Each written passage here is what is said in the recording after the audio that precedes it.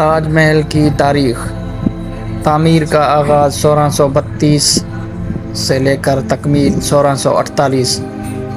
کچھ حصوں کی تزئین و آرائش 1653 تک جاری رہی۔ تعمیر کرنے والا مغل بادشاہ شاہجہاں۔ مقصد اپنی بیوی ممتاز محل کی یاد میں تعمیر کیا۔ مغل بادشاہ شاہجہاں 1592 سے لے کر 1666 تک اپنی بیوی ممتاز محل ارجمند بانو بیگم سے بے حد محبت تھی۔ ممتاز محل شاہجہاں کی سب سے چہیتی ملکہ تھی اور وہ ہر جنگ اور ہر مہم میں بادشاہ کے ساتھ رہتی تھی۔ 1631 میں ممتاز محل 14ویں بچے کو جنم دیتے ہوئے انتقال کر گئیں۔ شاہجہاں کو اس سانے سے گہرا صدمہ پہنچا اور انہوں نے اپنی محبت کی یادگار کے طور پر تاج محل بنانے کا حکم دیا۔ تعمیراتی عمل تقریباً 20,000 کاریگروں اور معمار اس کی تعمیر میں شریک تھے۔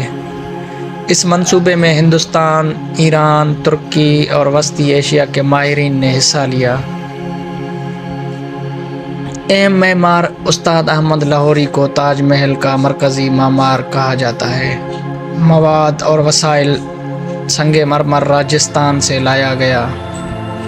قیمتی پتھر ایران، چین، ترکی، افغانستان اور عرب سے منگوائے گئے۔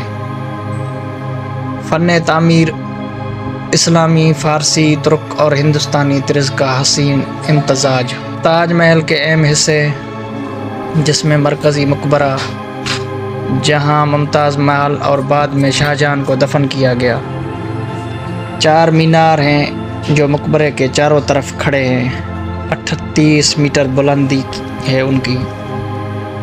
مغلیہ باغ، ایک وسیع اور خوبصورت باغ جس میں نہریں اور فوارے ہیں۔ مسجد: تاج محل کے مغرب میں ایک مسجد ہے جہاں آج بھی نماز ادا کی جاتی ہے۔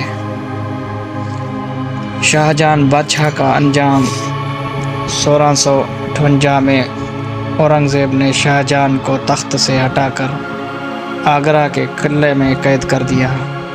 شاہجہاں نے اپنی زندگی کے آخری سال تاج محل کو دیکھتے ہوئے گزارے اور 1666 میں وفات پائی۔